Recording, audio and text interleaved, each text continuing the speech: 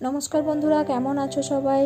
জীবনে শুধুমাত্র একজনই মানুষ থাকে যে সবসময় তোমার সঙ্গে থাকে, যে কোনো পরিস্থিতিতে সে তোমার সঙ্গ ছাড়ে না। শুধুমাত্র ওই ব্যক্তি ছাড়া কেউ এরকম হবে না যে লিমিটলেস তোমার সঙ্গে থাকবে। সে কিন্তু কোনো রকম শর্ত ছাড়াই তোমার সঙ্গে থাকবে। একসময় জীবনে এরকম সিচুয়েশান আসে যখন আমাদের থেকে সবাই দূরে সরে যায়, কিন্তু ওই ব্যক্তি আমাদের সঙ্গেই থাকে। এমন সময় আছে যখন ছায়াও আমাদের সাথ দেয় না, তখনও ওই ব্যক্তি আমাদের সঙ্গে থাকে।